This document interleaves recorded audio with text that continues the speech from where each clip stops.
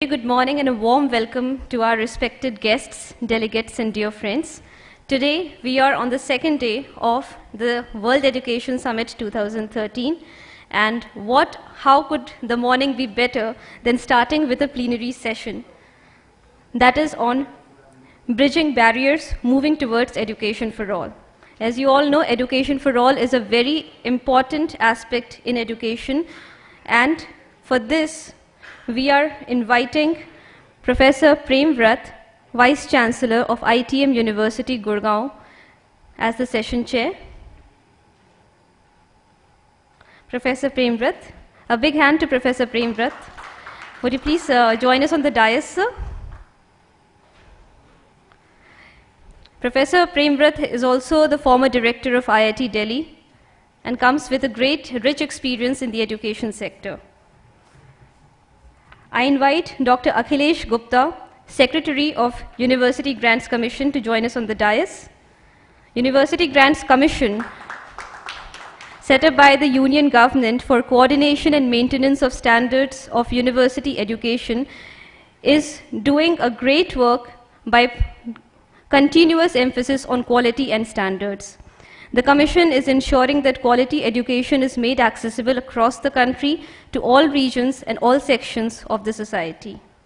We also have with us Dr. S.S. Jaina, Chairman of the National Institute of Open Schooling. A big hand to Dr. Jaina, please. The National Institute of Open Schooling is an open school to cater to the needs of heterogeneous groups of learners up to pre-degree level. The main areas of focus are universalization of education, greater equality and justice in society, and evolution of a learning society. We also have with us Mr. Alisher Umarov, Chief of Education and Program Specialist at UNESCO. A big hand to Mr. Umarov.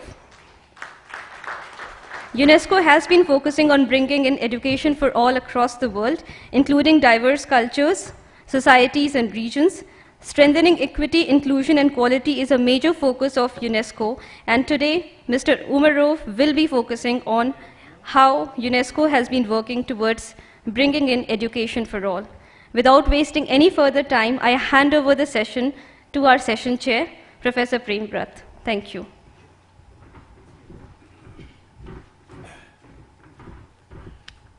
Good morning, ladies and gentlemen.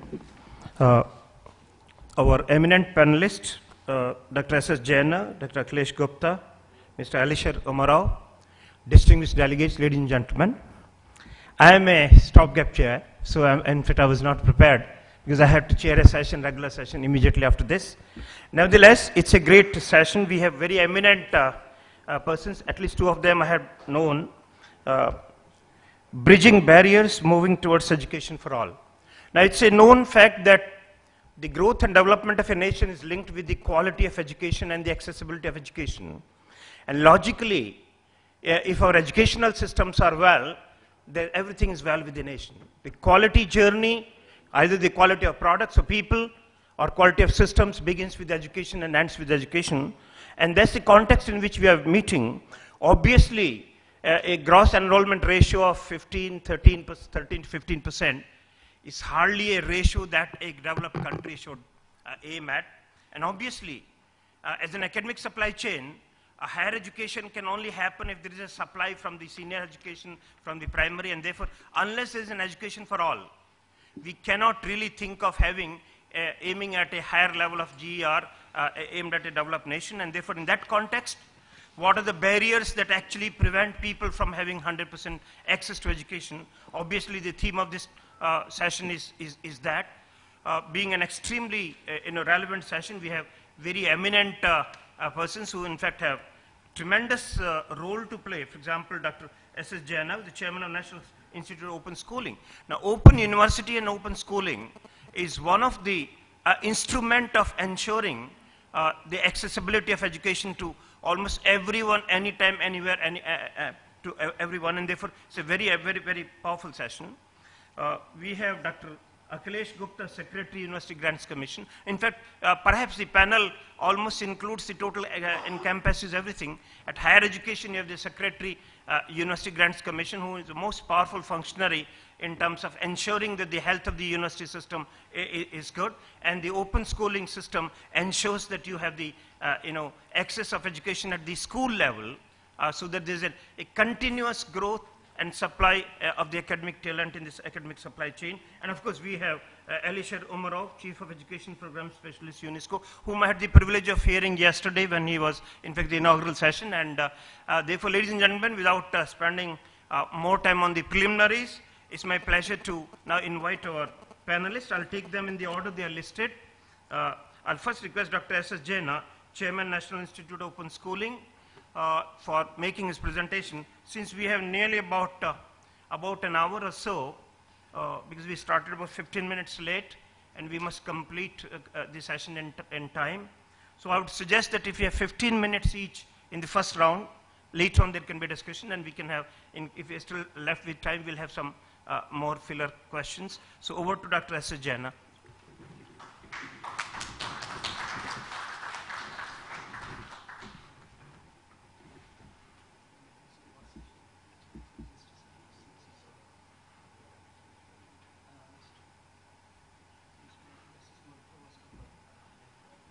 Yeah, it's okay. So, good morning to you all. Esteemed Professor Prem Roth, Vice Chancellor and Professor of Eminence, ITM University, Dr. Akhilesh Gupta, Secretary UGC, and my friend Dr. Alisher. I call him as Alisher. Alisher has a different connotation. I'll tell you after the session is over. For this, as a co-panelist, ladies and gentlemen, it is my proud privilege to be here in this World Education Summit and sharing some of our experiences related to bridging barriers, moving towards education for all. In fact, I am extremely grateful to Dr. Ravi Gupta for his kind invitation, and I know that he has been a good friend, and for so many years we have been associated and we have been working together, learning from each other's experiences. I must congratulate the digital learning for putting such a platform and sharing some of these experiences. My topic of discussion will be basically on open educational resources, which is more closer to the heart of the digital learning, I presume, and whatever its role towards the education for all. While I choose this topic, I thought that globally the open educational resources has been taking a great momentum, and we must pace ourselves with this particular resource material or particular approach for improving quality in education. Friends, thanks to Sarva Shiksha Abhiyan, which has made a huge dent in the field of school education in the country in terms of access to education. But that doesn't remain the major concern now. The major concern has been the quality of education. We have enacted a law, Right to Education. All of you are familiar with it. And Right to Education gives that right to every child to have a good quality education, reasonable quality education. We have, in fact, after the enactment of this Act, Right to Education Act, by the Indian Parliament, and 3 years time was given, which just elapsed on 31st March, recently, 31st March 2013, where the infrastructure, everything was to be placed. And we have another 2 more years to ensure that the entire quality issues are also addressed. So the topic which has been taken up for this particular summit is very important when we will be planning for quality enhancement in our school education sector. In that context, I thought that when so many things are happening everywhere, why can't we build a kind of a network in the context of India? And that is the reason why I thought of putting this before you as a movement of open educational resources. And thanks to Ali sir, he is familiar with that. UNESCO recently has brought a declaration by all its member countries putting the open educational resources as a movement in their respective nations. So my presentation will be basically based on what is this open education resources as such. I'm sure all of you must be familiar with. And also in the context of enhancing the quality of learning, how it should work, and what little bit we have been doing from the open schooling sector, being a premier open distance learning institution, as Professor Prem Bharat pointed out.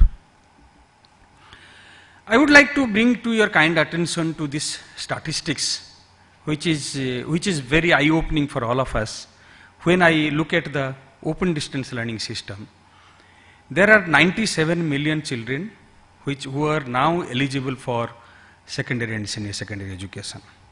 All of you are familiar that there is a Rashtriya Madhyamik Shiksha Abhijan program has been launched by Government of India to bring these people to the fold of secondary education system to complete their education cycle. And this has also put a pressure, the Education for All, and also RTE, Right to Education Act, has put pressure on secondary education. But do you have that much of infrastructure to accommodate these 97 million of children who are waiting for secondary education? In fact, the CAB committee, Centrally Advisory Board in Education, as well as Rashtriya Madhyamik Shiksha Abhijan, has envisaged that 15% of the children should be channelized through the open distance learning system, particularly in the open schooling system. And this 15 million comes to something like around 12 million. And this has been also targeted in 12th five-year plan as well, which is recently just 1 year old. And the present capacity of this 12 million target group, which we are supposed to cater as open distance learning system at the school level, are something like around 4 million, 2 million with National Open School, and 2 million with the 17 state open schools. So we have still a gap of 8 million. How should we reach? And major problem has been, and these are the children who mostly drop out at various stages of their education, though we say that all the children will complete their elementary education cycle by 2000, from 6 to 14 age group. It is the responsibility of the state, responsibility of the nation to provide opportunity to all children under the Right to Education Act, bring them to the school, be he or she residing in rural area, urban area, street children, children in the platform, or whatever it may be, or children with the disability, multiple disability, whatever it may be. So these are the people, we have to create opportunities for all of them to ensure that they complete their elementary cycle of education. But still, we find that a huge number of, there are something like around 40% children after 8th standard, they drop out from the school education system, and how to meet their educational aspiration. So we have to create a safety net for this disadvantaged group or dropouts to complete their education cycle up to the secondary level. In fact, I wanted to give some inputs to you how this movement has taken place in the open schooling context. And National Open School is one institution which is one of the 3 boards, central boards of Government of India. You all are familiar with CBSE, ICSE, and third board is the National Institution of Open Schooling. It is developing the learning resources. They should develop the good quality learning resources, and their training is essential. Also collaborative efforts in creating learning resources. The learning resources available even northeast or southern part of India or elsewhere, all this should be put together into a particular platform. Or even the Google is there. Nowadays our children are also learning through Googles. Just you go and search the learning resources. Are they not free materials which are available or accessible to our children? Then why institution per se should not do it? And storing and sharing the best practices. There are many things, good things are happening, but people are not getting to know about it. And process of customizing learning resources, creating scientific method and research base for development of learning resources. All these learning resources, whatever is being developed, should be based on certain elements of research and meeting the diversified needs of the heterogeneous target groups. In fact, India, anything which is cannot be developed in a standardized manner, cannot be given, cannot be delivered in a standardized manner. In the open schooling context, the Commonwealth of Learning, which is a intergovernmental organization of Commonwealth countries, it had in fact taken 17 secondary selected subjects and under the Common Licensing Agreement, which popularly known as CC/BY/SA. And this 17 secondary school curriculum are available under the Commonwealth's website. Anybody just can download and use it. And these are the 6 countries which had taken initiative, like Namibia, Botswana, Lesotho, Seychelles, Trinidad, Tobago and Zambia. Across the globe, they have developed this material. You can also look at those materials, download it, use it. It doesn't have any problem related to copyright. Prime objective is to increase accessibility to quality materials for school education, as I said in the beginning. And teachers' instructor guidebooks are developed in 5 subjects, how to use this OER as well. Currently available on CD-ROM, as well as recently it has been uploaded on the website of the Commonwealth of Learning. If you go and search, you will get the inputs as well. And there is a Commonwealth Open Schooling Association. Incidentally, I was heading this Commonwealth Open Schooling Association, and through this association, we have taken the lead in developing the open educational resources. NIS course, Open Courseware, where what we have done, just I thought that I must bring to your kind notice. All our print-based materials, we have put it in the, both secondary and senior secondary are available on a download format on web. Anybody can download it. Absolutely no problem. All our print materials, whatever so far we have produced, whether it is secondary, senior secondary, even vocational also. Some of the vocational, almost 200 hours of video programs, we have put it in YouTube. Anybody can download it. Almost 400 of our audio programs are available on the website and for the public use. Recently we have started a Mukt Vidya Vani, which is an internet-based audio streaming of the program, and what I feel, this is an interactive audio program, Mukt Vidya Vani, we have been doing every day along with the children, means having a live counseling, live tutoring facilities, and also online support through U-tutoring as well. NIS as a premier institution, we have taken the lead in developing the open educational resources in 3 subject areas in vocational field, particularly on computer and IT, tourism and hospitality management and rural technology.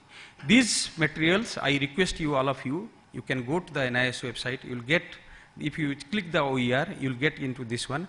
These are the materials which are self-directed, self-invented material, and in a collaborative platform we have developed. And I request that all of you, if you get time, look at those things, give your feedback to it. If any of you would like to use it also, can use it. Absolutely no problem. So our approaches has been that we have followed a kind of a consortium approach in developing the learning material. As I said, it is a arena of collaboration and cooperation. No single institution can do it. We have taken the help of many institutions. As you see, this is a pilot project we started with. There is a iConsent in Maharashtra, Maharashtra Knowledge Corporation Limited, Homi Bhabha Center for Science Education, Vigyan Ashram, there is a NGO, and Maharashtra State Institute of Hospitality Management. These are the institutions which has been collaborating in development, and including NIS, collaborating in developing these learning resources. Of course, this is based on the Web 2 technology, and this has been found very useful. And what we are planning now, that develop a LMS and offer it online, so that for the learning purpose, the student need not have to, for the course material purpose, need not have to pay. They have to pay only for the certification. This is what we are thinking now. We are in the process of doing, and maybe by July we should be in the platform will be created, and we are using modules particularly for this LMS, as I said. And material development we have done in a workshop mode, of course, and expert feedback, all these things we have received, and quality assurance has been a major concern for all of us, and deployment and deployment of the course are using dedicated server. All these things we have been doing. In fact, of course, these are the things I don't want to discuss. There are many challenges, many issues. In Government of India, though through Paris Declaration of 2012 on the OER, it says that free licensing, free open source, all these things are to be done. We are yet to develop a policy in Indian context. I'm sure that definitely government will take a proactive role in making that learning resources, whatever is developed, and particularly the institutions which are government institutions creating learning resources with public money should be available to public. This should be the basic approach followed, and I'm sure this is what is going to happen. Thank you very much.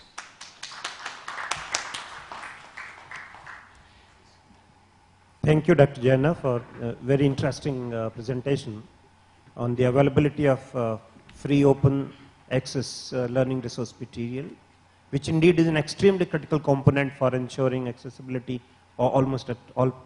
Now, in order to manage time well, perhaps it will be a good idea that if we defer the questions after all the three presentations are made. So kindly note down the questions and comments that you would like to make on Dr. Jaina's presentation. And after all the three speakers have had their presentation, we'll take up the questions together. That way we perhaps can manage time slightly more effectively. Now it's my pleasure to invite Dr. Akhilesh Gupta, who actually now is one of the most powerful functionary in the higher education sector, being the Secretary of the University Grants Commission.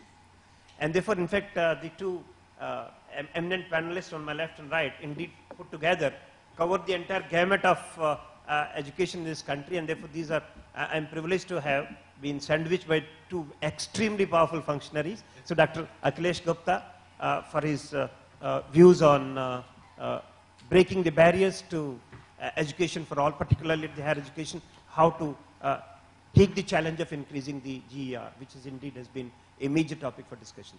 Over to you, Dr. Gupta. Thank you, Mr. Chairman. Good morning to all of you. I'm sorry, my throat is a little bad, so please bear with me.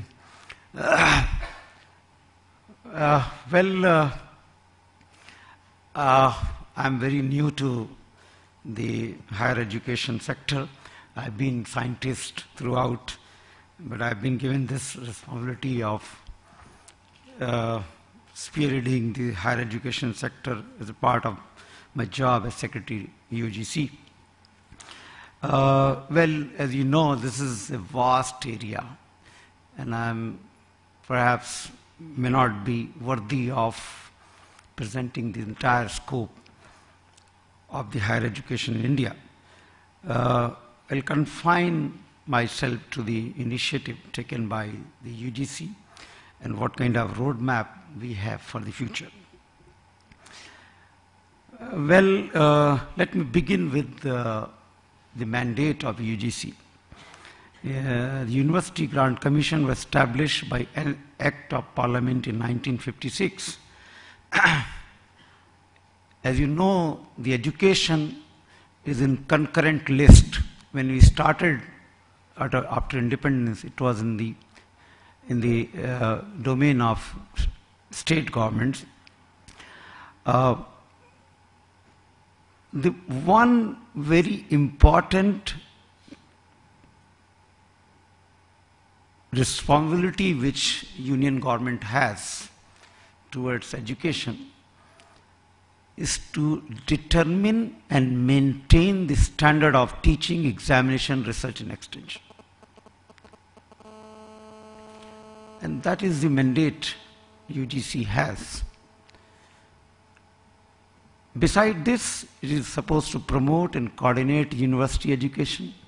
It is supposed to provide grants to different university and colleges, and also to establish common facilities, services and program for a group of universities. If you look at the organizational structure of UGC, we have a commission, we call it University Grant Commission. Commission is chaired by a chairman, which is full-time employee of the UGC. It has some 10 members who work as in honorary capacity.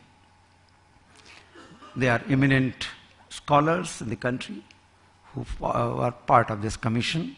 We have a position of vice chairman. The secretary UGC is supposed to be the administrative head of the UGC. We have 7 regional offices located in different parts of the country. We have 13 bureaus, all headed by joint secretaries. And then we have the lower level officers and staff. In total, we are 800 people work for the university and colleges. You look at the total number of institutions which we have. We have total number of degree awarding institutions, roughly 700, 694 or something. We have universities number total 620 in the country, where we have central universities, we have state university, we are doomed to be university and private university. There are something like 36,000 colleges in the country, degree colleges. And mind you, these do not include the distance education. That is separately.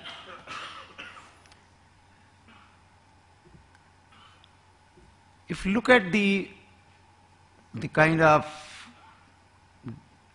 category-wise, discipline-wise student enrollment, we have largest enrollment in the art sector. Then we have science, commerce and other areas. The total number of enrollment is category-wise. Number of graduates, almost 86% of the total students in the country are studying in undergraduate course. About 12% postgraduate, and diploma and certificate about 1%. And only 0.8% the total number of students are doing research, that's PhD and postdoc. I must mention here that as on date, we have something like 20 million students in the country.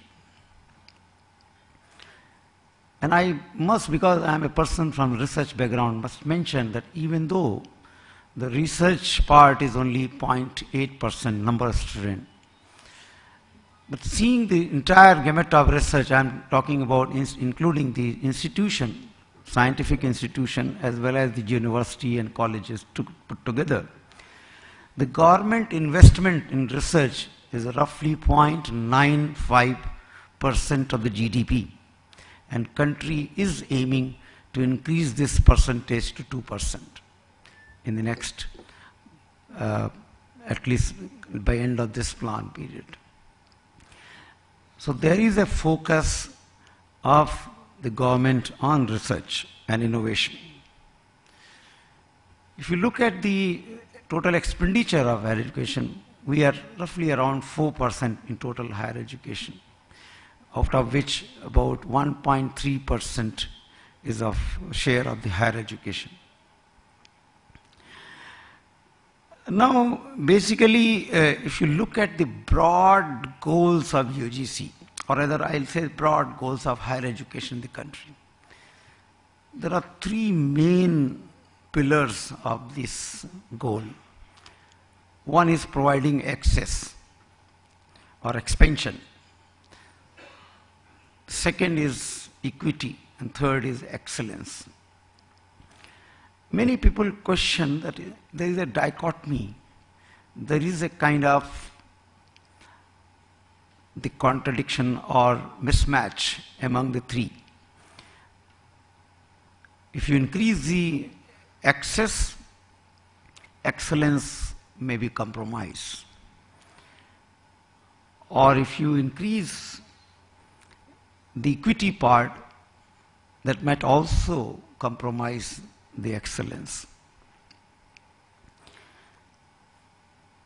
But that is not the case.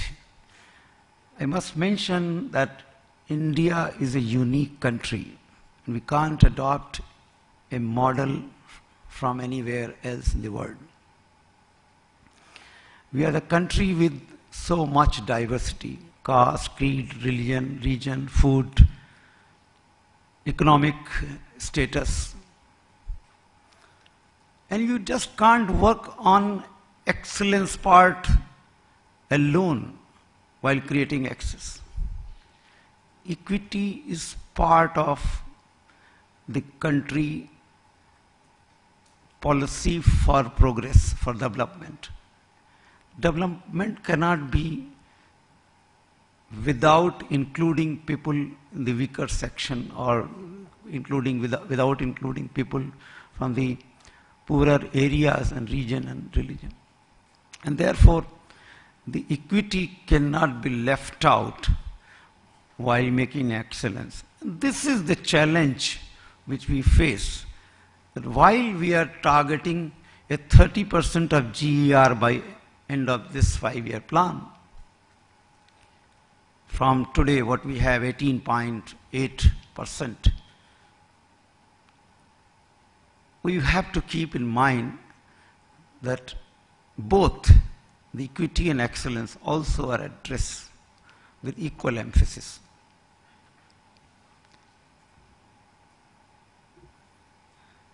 This is the progress. If you look at plan by plan, and you find that there are so much progress in terms of number of colleges or universities, and also the number of students,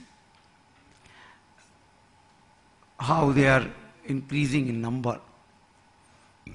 And particularly I must mention that during past about a decade, there has been an exponential growth in number of educational institutions in the country.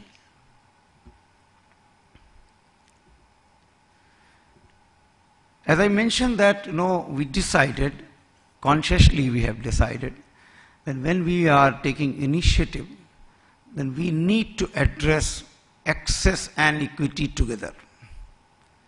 So when we are talking about enhancing access, we must see that equity is also addressed. There are several, I'm not going to read out those things, there are several initiatives which we took are actually addressing mainly three types of equity level. A, social equity, the SC, ST, OBC, are they properly addressed? B, to some extent minority. C, the regions like northeastern regions, or the regions like Jammu Kashmir, or there are states like Bihar or Jharkhand and all, where the emphasis, greater emphasis are required. So there are institutional initiatives which we have taken, keeping in mind both the expansion as well as the equity. A large number of fellowship, again emphasizing both access and equity, large number of equity, fellowship and scholarship programs which he started. And they're very successfully being run. The one which I wanted to emphasize is, for example, Rajiv Gandhi National Fellowship for SC/ST. Is becoming very popular among SC/STs now. And in fact, all the scholarship I must mention here, which are given by UGC, are now online and direct cash transfer to student. It's not through universities or colleges. In fact, when the government launched this program of DBT, direct benefit transfer, our 6th scheme figure in that. We want that the benefit should not only go direct to the student, but it should go without any delay. And that used to be the case earlier when the universities were being involved for disbursing the fellowship. There have been some programmatic support system also under the, when we are talking about the excellence part. And they are in terms of various programs, schemes, which are targeting the institutions, both at the university level and at college level, and also the departments which need, within the universities or colleges, need some kind of support and motivation. And many of them, I don't want to elaborate on this, many such kind of programs which are creating. But also, one of the things which is the focal point of the creating excellence is the quality of teachers. Unless we improve the quality of the teachers, we are not going to create excellence. Excellence is not created by the student.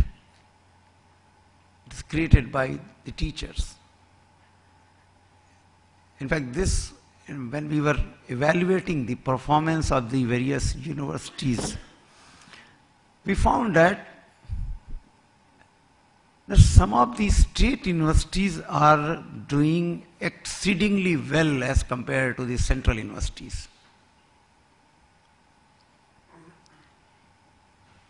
If the performance is linked to the fund support, central university gets the best fund support.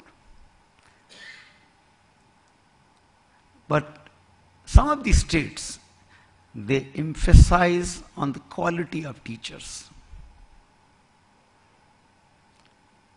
I want to mention two universities which have made excellent performance. One is Jadavpur University, and another one is Guru Nanak Dev University, Amritsar. They are state universities. Their performance is exceedingly well. We want to create such kind of mechanism through support system, which through programs, through schemes, to university and colleges, which can achieve the excellence. The SAP program which we started, is kind of grant given to a particular department in the university to grow, to buy the equipment, to buy better infrastructure and all, and create excellence. There are several research support also provided for creating excellence. And again, I'm emphasizing here that we are focusing on the quality of teachers and the researchers. Major research program, minor research program, research awards, and such kind of thing. BSR, meritorious fellowship. They're all focusing on teachers. Because this teacher will create the excellence.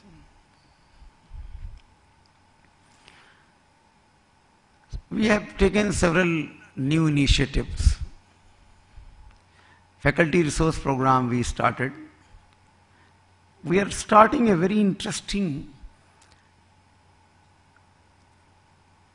scheme that's called joint appointment system. A teacher in the university can choose to go to a research lab and work there for a period, a defined period of say 2 years or 3 years. A scientist in the research lab can switch over to the university and teach. The kind of disparity which we have today between the infrastructure facility available in the university versus the national science institutions, we want to bridge that. We also wish to create national facilities so that it can be shared by everybody.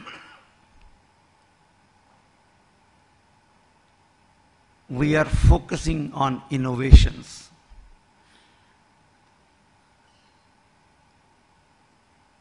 We are also bringing, in fact, we have brought out a new guideline for student entitlements. In fact, this word entitlement word never used earlier. A lot of programs of student awareness, student how student anti-ragging portal, and all those were already created by us so much. But what is the entitlement of a student? Is something to ponder on. Several new initiatives for bringing the excellence. So far the accreditation was voluntary. And some of the universities, leading universities in the country, chose not to go for accreditation. And the good example is Delhi University. Why should I go for accreditation? I am the best. JNU had not gone till recently, now it had. So when you grow higher, and I remember a scientist for my discipline who did not bother to take even PhD. Grown like this, he became the czar of the meteorology without PhD. And he says, I can produce hundreds of PhD. Why do I need PhD? We now have made the assessment and the accreditation mandatory for every institution in the country to go for. We are also bringing several initiatives in creating collaboration between Indian and the foreign reputed universities. We have a bill which is still pending with the Parliament, but we are bringing some regulation to at least kick a start in this area. We started the process of ombudsman appointment in the university. Again, I will say that many of the universities, they feel that, why do we provide so much freedom to students and teachers, associations and all? But it is part of a democratic process in the country. Just like I said, the students have entitlement.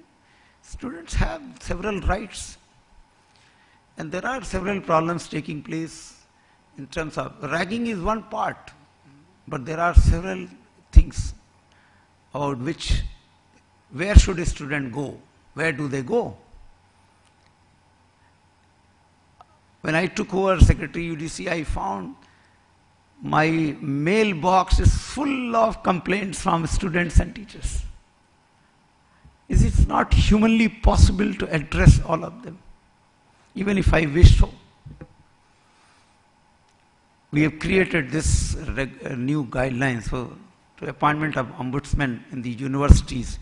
That ombudsman will not be part of, normally university will say registrar will look after or dean will look after the student grievances. No, he will be a retired judge of that particular state, from some high court or this session court or whatever. We in fact have set up a national women forum, and we are in fact process of creating some kind of guidelines for all the universities. I'll tell you a very interesting thing. You know, recently when a portal was designed for students, fortunately I was invited to that when they were finalizing the portal, and I saw. And very happily they were showing me all these things. Sir, we have created this thing. A student can go to the web portal, register themselves, put their problems on this, and then it will be addressed through a redressal mechanism. And I asked this question, what about the women harassment case? He said, they can also go. You tell me, a girl who is being harassed, can she go and reveal her name on the portal with her registration number and all, and then the entire thing become public? We don't have even sensibility about that. And I stopped that. I said, this is not the way to address these sensitive problems like the problem of women harassment.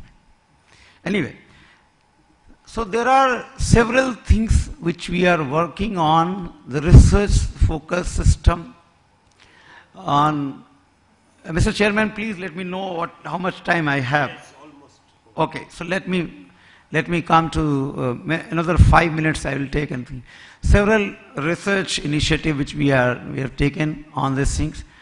Institutional, several new initiative, international initiative, like we're working on this Seeking Obama Knowledge Initiative with the US, also with UKRI, with the UK, and several. I think we are now trying to bring the university and institution in the country with the best universities and institutions in the world and put them together for research and innovation. I think I can skip some of these things. Now this slide I want to put that, what is our strategy for the future? We need to work on policy research. And this is the area which we have been, even though under several initiatives we did have this kind of, for example, Canadian studies, we had the studies, an American study, Chinese studies, several strategies, I think. But I think we need to go even beyond that. And I don't want to elaborate here, but policy research is the thing.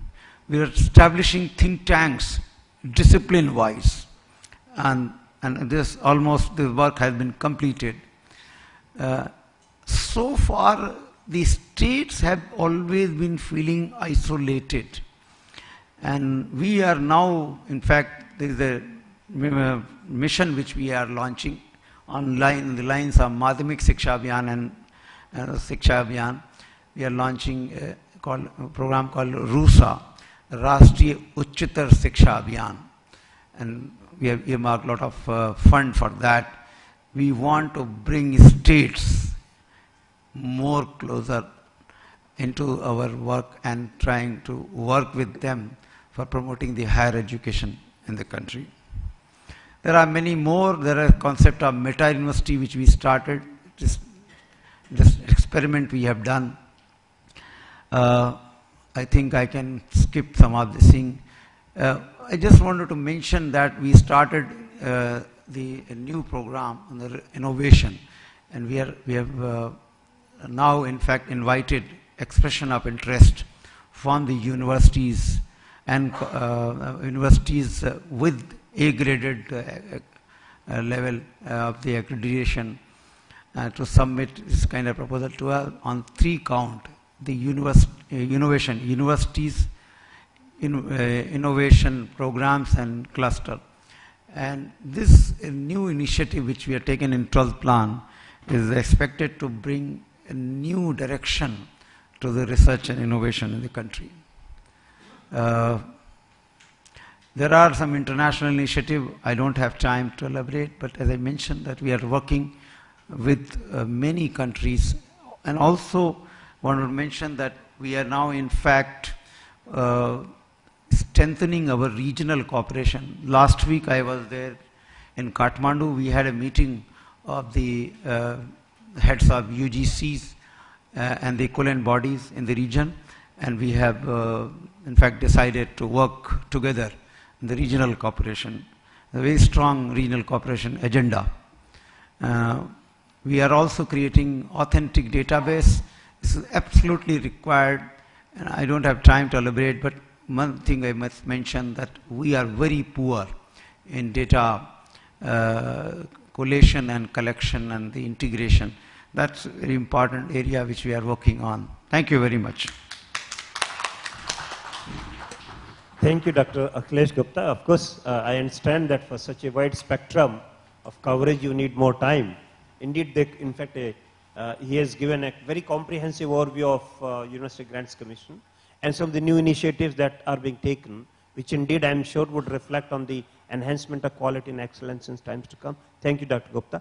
Well, friends, now I have my privilege of inviting the third speaker, Mr. Alisher Omarov. I hope I pronounced it correctly. Who is the Chief of Education and Program Specialist, UNESCO. And we had the privilege of hearing him yesterday too, so over to him. Now we have a coverage of school education, higher education, and of course, an internationalization of the educational issues. So perhaps this will complete the circle.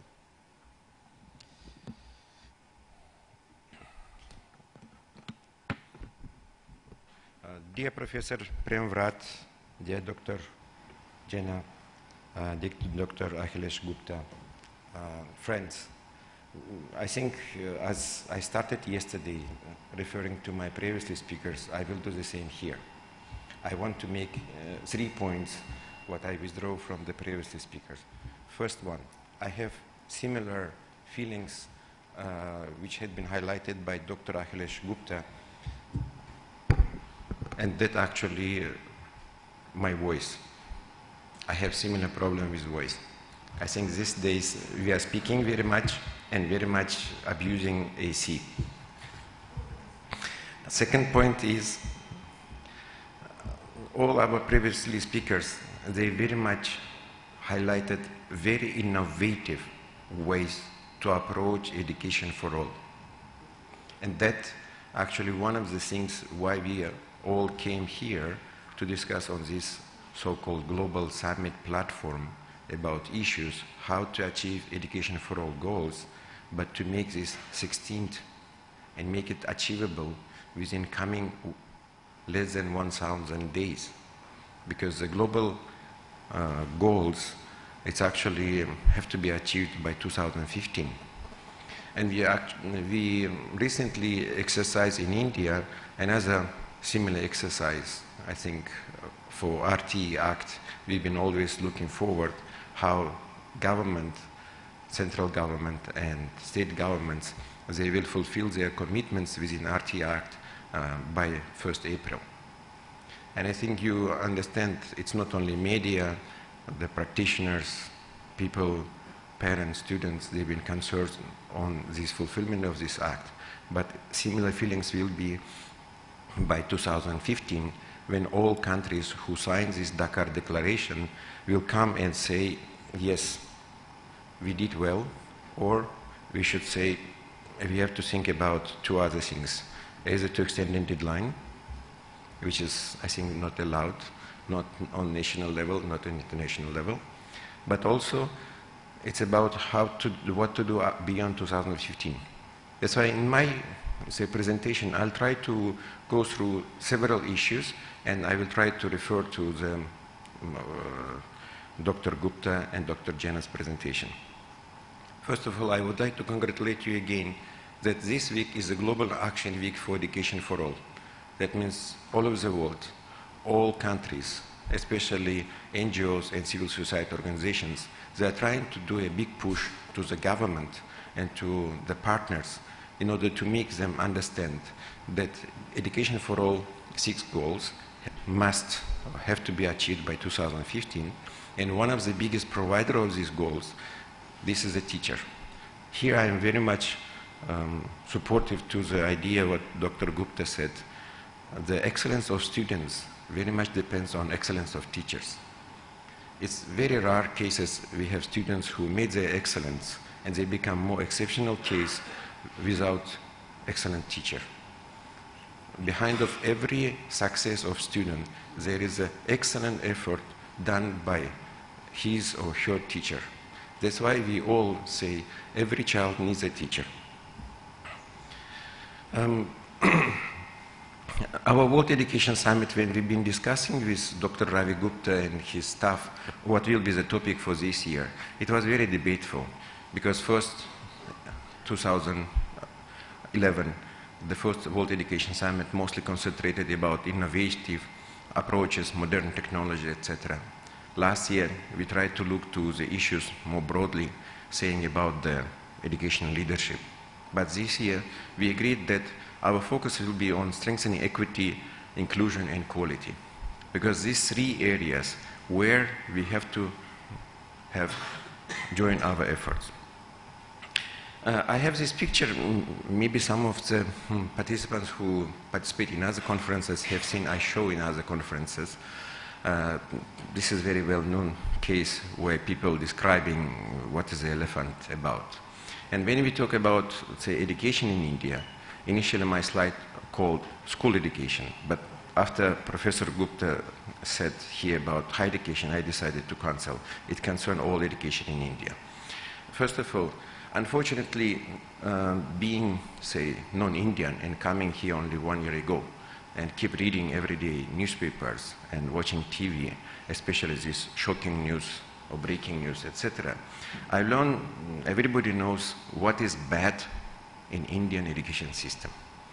And everybody almost criticized it for having no 4 times A. It is not good access. It is not so available. There is not availability. It's either less autonomy or more autonomy, depending on which side of the, say, governance you are speaking. And it's not much affordable. And unfortunately, within these critics, it's very, very seldom cases we can see there is people who speak about these areas or these issues positively. So I am very much delighted to see Dr. Jana's and Dr. Gupta's presentation. Where is the proof? There is many, many positive things are happening here.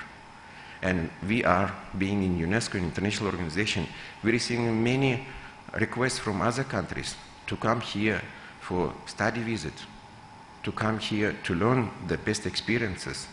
They're asking us to send Indian experts to go to other countries and provide them help to achieve certain levels. That's why let's be fair. Second, I think with all this attempt, when we say now we are getting almost nearly 100 access or enrollment to primary school, which is above 90%, we always having the back response. Yeah, you have everybody in school. What about low quality? And then in some of the media meetings, I asked journalists, I said, okay, give me please good definition of the quality of education. What do you mean by quality of education? He said, we need to have good building, modernized, etc., etc. I said, please, you come. Example, among these World Education Summit participants, there is many prominent educationalists. There are many principals from the international schools. There are many professors and teachers and students from very good higher education institutions. And infrastructure provision are there. They say, okay, if you think the provision there, what about the teaching forces? Again, I am saying, the teaching forces, when you have 1.2 billion population, what do you think, how many teachers they should serve? And when you come to the teachers, how many bad teachers you know? They say, I have these cases. Okay. How many good teachers' names do you know? We know the name of the late president whose birthday now is the Teacher's Day. But they don't remember. So at point, it's actually, in India, nothing small. That's what I learned. You call meeting of 3 people, and I think Professor Gupta, he can confirm this, especially in universities. You call 3 people to the meeting, and they call this international conference. At least it will be a regional seminar. At least it will be something big. That is a joke. But the true part is, you have to imagine, India is a big country. Education system is one of the largest systems. We are talking about society, we are saying it's one of the largest democratic societies in the world. But it also applies to the education system. Managing more than 700 universities, and I'm sure they're not all yet, say, listed. That is what University Grant Commission, the Planning Commission, MHRD are trying to do, all India Higher Education Survey, to find out who's actually the players there. If you go for the educational, say, courses or programs where people studying and graduating, recognition, accreditation, making them with a quality certification is another issue. And now, I think Dr. Jenna gave us impetus for the very strong vector on the open and distance learning. And again, in open and distance learning, India is one of the champions. I think you should not be misled by outlook of Dr. Jenna. He looks very simple. But in other countries, he will be referred as a general. You know how many students he is serving and how many, say, people are actually online getting their education. It is a big army. Issue of inclusiveness. We are saying every time there is scheduled caste or some other minorities or issues of gender, etc., not in school.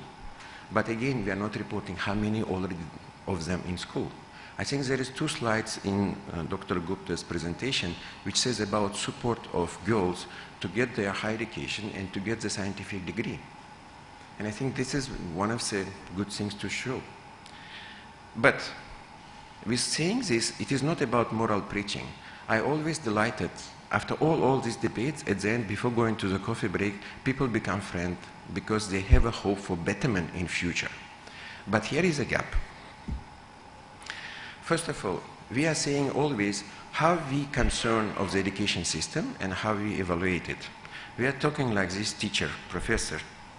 Sorry, Dr. Jenna, he looks like your deputy, no? You are all equal, and I have to treat you equally. That's why I decided to give you the same task. And the task is, you have to climb the tree. And you fully understand, for some of the students, it is very easy to do it, no? And that actually gives us issue of equity and equality. One point is equity. Equity is by rights. It's equity to have access, equity to have certain provisions. But equality is how to fulfill it, how to get it done. And for equality, there should be certain ways to do it. I'll come back to that issue. Our session called barriers, breaching barriers. Not being English speaker, native English speaker, I don't understand how we can breach barriers. By my understanding, breaching barriers, it looks like sometime I pass the main street where so many police barriers, they're bridging together and not letting my cart go. No? I think we have to say about the bridging opportunities, correct? And we have to say how to get overcome of these barriers, which will be bridged or unbridged. And in these cases, let's look what are the barriers.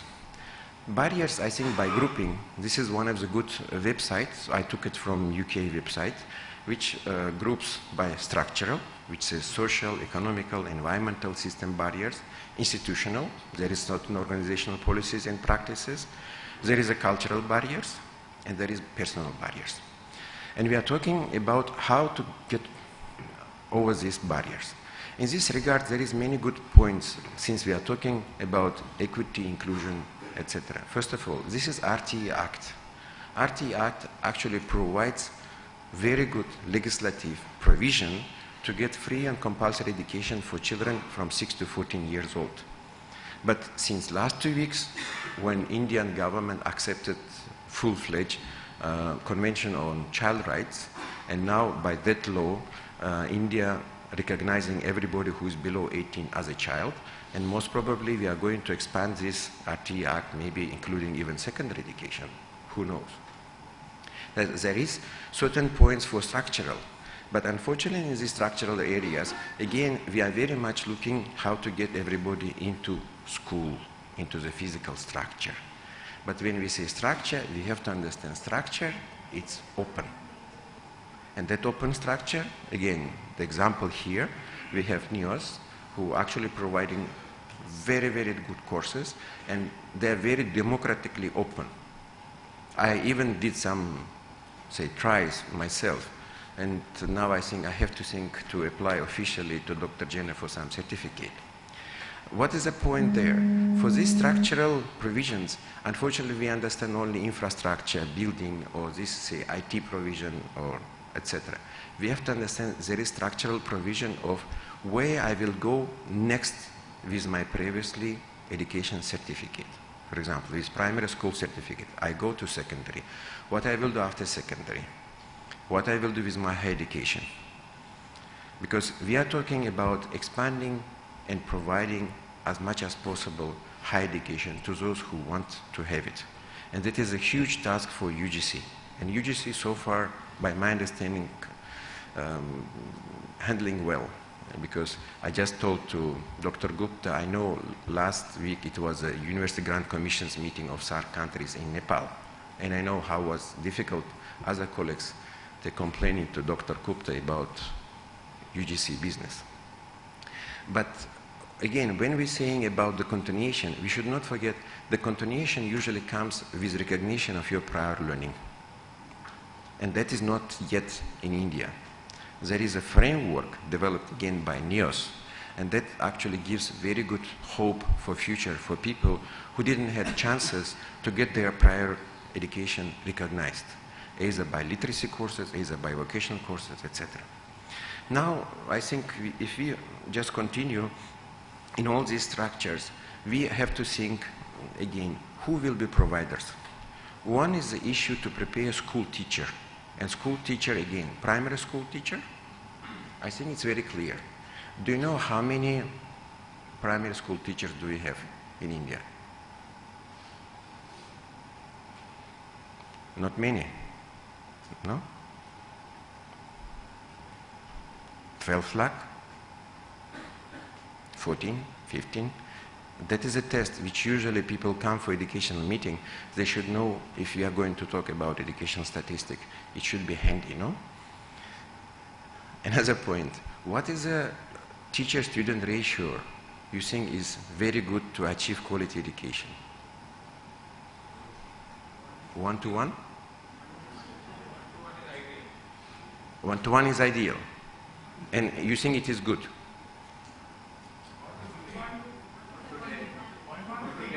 50-to-1. 45. What is RTE Act says? 1 to 15 is the UGC. You see, the point is, if we are serious about discussion on education development, we have to make clear to ourselves our definitions. We are talking about the quality of education, saying no barriers for equality, equity, inclusion, equality. Sometimes 1-to-1 is good. But 1-to-1 is also not good if this teacher actually not trained. Example, my friend, you coming on the wheelchair, correct? There is a lot of barriers, physical barriers, etc. But there is another barrier of teachers who comes to teach to disabled children. We have very nice institution called Amarjyoti Foundation in New Delhi. I visited there. And by my surprise, my colleague who experienced UNESCO staff working many years in many countries, he starts speaking a very nice speech to the deaf school children. They've been clapping. because they've been very kind. They're Indian, they like people coming and speaking. But he was not able to understand before entering to the class to think who are the listeners. He thought about his teacher preparation, about his background. Okay. Another point is, when we say about the teachers, we are actually very much concerned the teachers should be qualified, but also it should be enough. Because we have many schools where we don't have teachers. And this is one of the, say, NCRT study which done recently about how many PTR means pupil-teacher ratio. And you see, there is classes where teachers teaching in classes more than 100 students. And unfortunately, they are already concluding about 3% of the total primary schools. Now, you said, you may ask me, you actually came to speak about education for all, why you switched to teachers. When we speak about teachers, actually we speak also about provision, we speak about the quality, we speak about ways they have to teach. We have to say also teachers should have at least teacher room where they can prepare their classes, etc. In this regard, I can show you this web saying gross enrollment ratio in primary is okay, the gross gender parity index is also okay, but pupil-teacher ratio is not okay. Survival rate, unfortunately, low, 83%. Primary and others, yeah, I'm finishing. I will skip. That's why I want you to remember, if you're going to talk, we have to speak about education with full knowledge. Second, we have to speak about teachers. And now third, we have to speak about those who actually didn't overcome those barriers.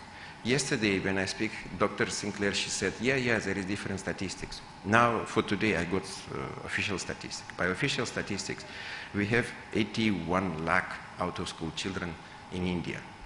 And unfortunately, with this methodology, not every expert is agree. It doesn't include children of the migrant workers. It doesn't include children of the working, like child labor.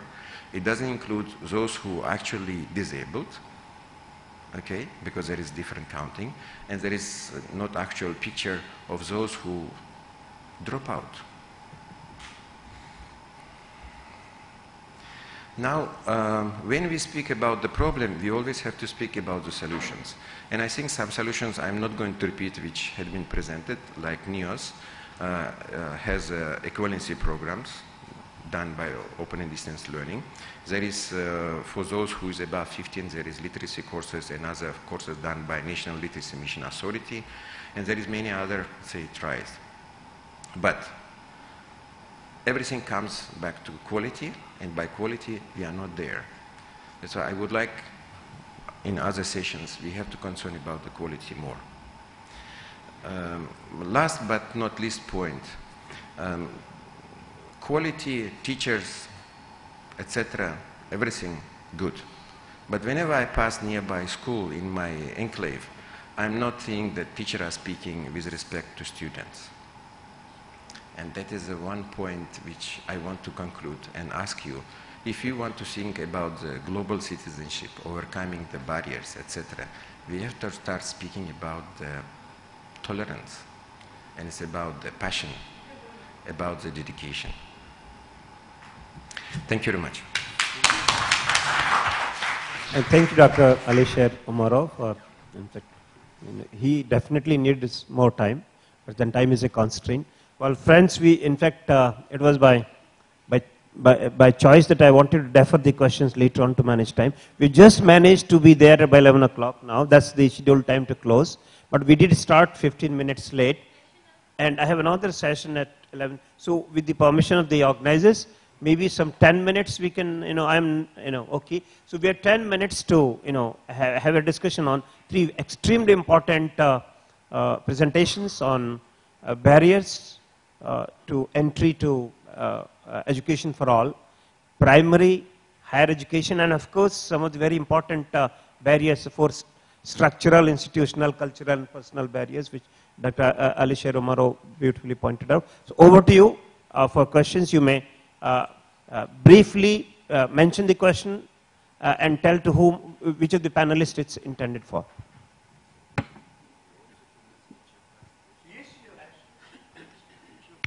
Uh, Sir, my name is Hanan. Be very crisp in questions so that we can manage time effectively. Okay. Good morning, all of you. Mr. Ali Seth Sarivin, education of a student means excellence of a student means excellence of teachers. But I am very sorry to say you, sir, in India, especially with the government schools, where is the excellence in the teacher? And being a UNESCO member or authority, where is the accountability to check? And how do you check the accountability of the teachers, especially in the states and the government schools? Please tell me, sir.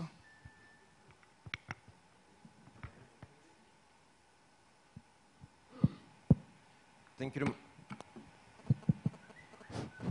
Thank you very much for a good question. First of all, UNESCO doesn't do check on quality of teachers. Hello. However, we have several projects. One project we're having in 8 states together with NUPA about training of the school leadership, training of school principals. We want to achieve 2 objectives.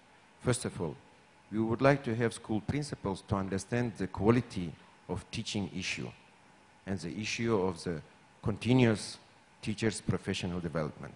Unfortunately, in many cases, we have very sporadic approach to the continuous professional development of teachers. The second point, we would like school and school principal to become more entrepreneur in education rather than just recipient. Otherwise, school principals had been very much trained to write complaints, write requests, requests for the budget, etc., asking for money, including parents, etc. But they didn't become actually the innovative entrepreneurs. That's why we are going to talk about teacherpreneurs. And teacherpreneurs only possible if you can present your school and your school teachers professionally qualified force. You talk to Dr. Pascal, he was here yesterday. It's very difficult to get your new international school open and recognized by others, and parents start taking their child to your school because you have to prove it, and provement comes with experience. Second point, we are working with the MHRD. There is, I think, if you're aware, there is a central sponsored scheme for teacher development. In the country, we have about 600 diets, okay? And then below, many other institutions. The point is, diets themselves have to be, say, developed, because diets are a checkpoint for the district to provide all kinds of help, didactic, methodological, etc. But also they should be part of the teacher, say, performance monitoring. And unfortunately, just one small fact, in 600 diets, you have only 5 diets who has internet connection. I would like to ask Dr. Akhilesh Gupta. UGC has started certain wonderful initiatives. So private universities which are not accredited, are they eligible for any of those research grants or innovative centers?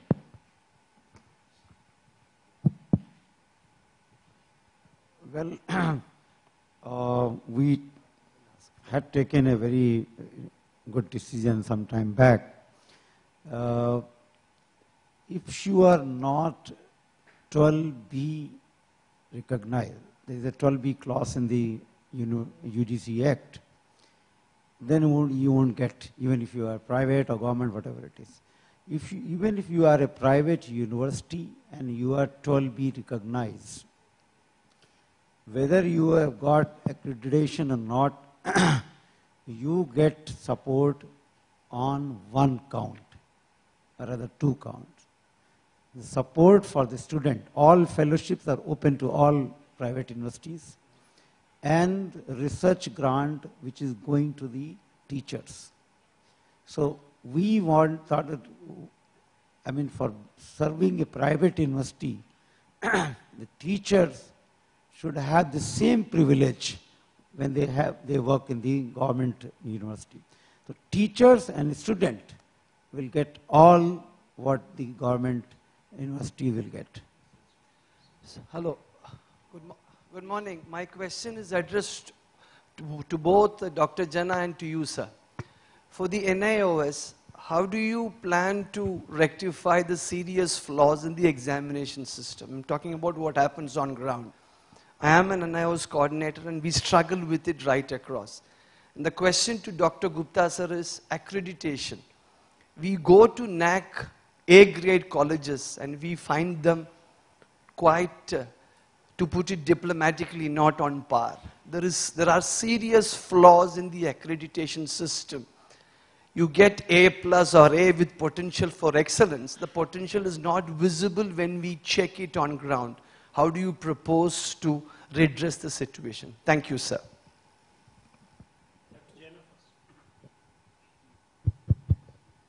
Yeah, I think this is a very generic question you have put it in terms of examination related issues. It is not only NIS, I will put it in that way. This is a problem with all open distance learning institutions per se.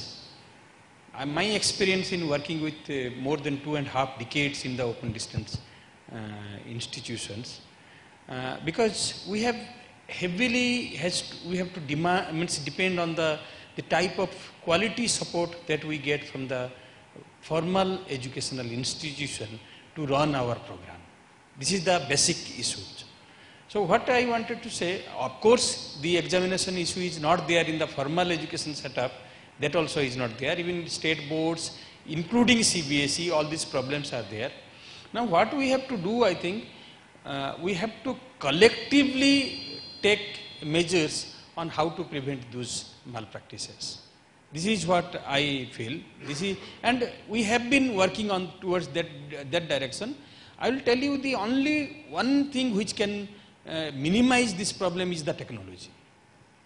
The moment you start using technology, you have to come to a transparent system.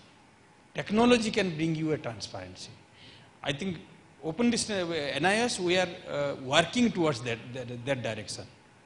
The moment we achieve certain amount of, put certain technology in the ground level, like recently I can tell you that we have started doing the video recording of the examination center, started putting the CCTV in the examination centers, started monitoring the people, those who are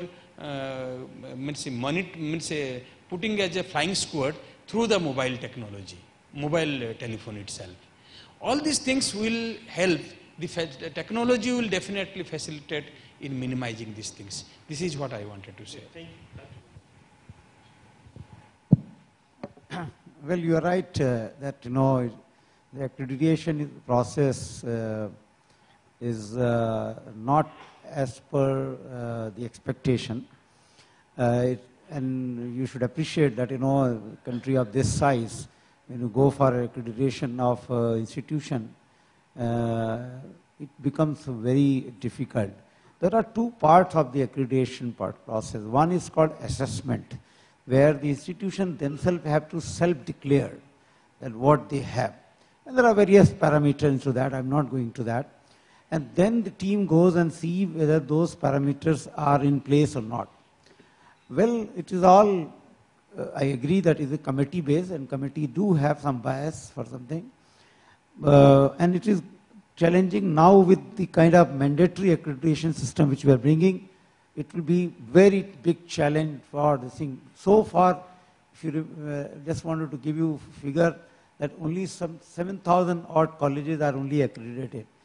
We have 36,000 colleges. That's a big challenge. And therefore, we are expanding the NAC. In fact, we are going to start the regional centers and all.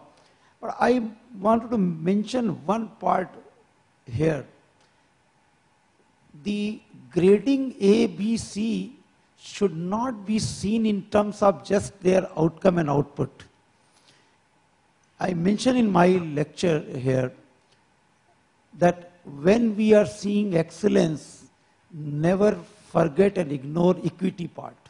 I will give you one example. There is one university in UP, Chitrakoot, is there? I went 3 days back and saw it. It said handicapped university and the only handicapped university in this country where all students are handicapped. When the NAC team visited there, they found several flaws into their infrastructure and the quality of teachers. But they gave one score they kept in their mind, and that is the kind of challenge the university is facing in having all the students as handicapped is one which is kept in mind. In this country, we cannot compare ourselves with US and UK and rest of the world. We have to be like India. Excellence with equity in mind only can work in this country. Sir, I have two questions. One is to... I hate to, discontinue this very interesting interaction, but for a constraint that at 11:30 we have a new session in which I have to chair as well as make a presentation. Sir, last question. Okay, all right, please. Yeah. Sir, as you told that in higher education, basically to give the access to many students, we have opened the barriers, and I think many self-finance universities as well as institutions open in the countries. It's a good that the students gets the benefit of it, but at the same time it also becomes too much expensive. And if we see the fee structures across the country, it varied also a very large. So as a UGC regulating authority, do you have any plan to give some suggestions or recommendation as far as the fee structure is concerned for these private institutions? Well, we do have a regulation and also guidelines for fee structure for all the institutions in the country. But you need to understand that, UGC cannot control everything. You can only prescribe certain things. It is, what we have brought is, kind of open declaration by all institution and university. Students are free to choose those options and exercise their option and before going into those university.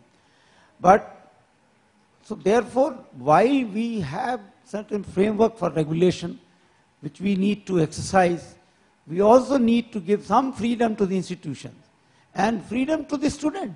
Let them choose wherever they want to go. If the fee is very high, let them not go there.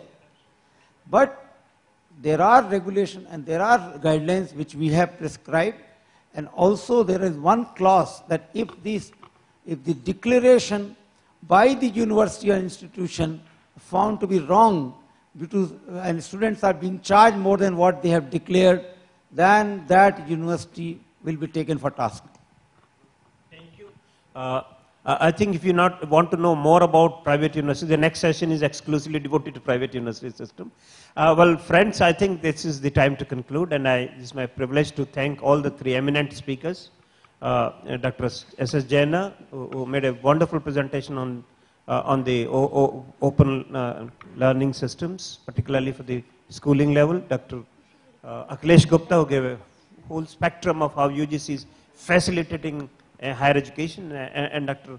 Omarov for the UNESCO, and his perspective on structural, institutional, personal and cultural barriers. And looking at education, in fact, perhaps you didn't see the elephant analogy, looking at education as an education and not on compartmentalized into primary, secondary, because education must be seen holistically. That's the message that we got from that elephant. So it's my privilege to thank all of them, and I also thank the organizers for giving me an opportunity to chair this extremely important session of eminent panelists. Thank you very much. Thank you, Professor Prembrat, and thank you, panelists, for enlightening the audiences and sharing your vision with us. I now invite Dr. Ravi Gupta, CEO of ILETS Technomedia Private Limited and convener of World Education Summit, to kindly present mementos to our speakers.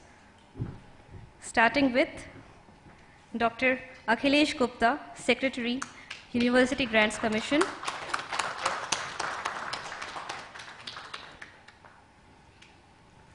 Dr. S.S. Jaina, Chairman of National Institute of Open Schooling. Mr. Alisher Umarov, Chief of Education and Program Specialist, UNESCO New Delhi Office. And to our session chair, Professor Prem Brat, Vice Chancellor, ITM University,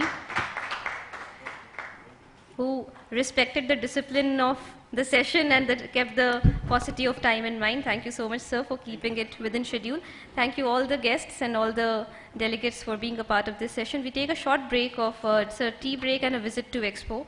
And the next session shall be starting by 11:30 or 11:35. So there are 3 sessions which will be starting. There will be 3 parallel sessions. A session on early childhood education, emerging models for innovation, will be held at Desire Hall. There is a session for fostering excellence for private universities, which is going to be held in Inspire Hall. And we have also a session on technical education, which will be held parallel at Allure Hall. So I request all of you to kindly take the seat in the respected halls after the tea break. Thank you. Thank you very much.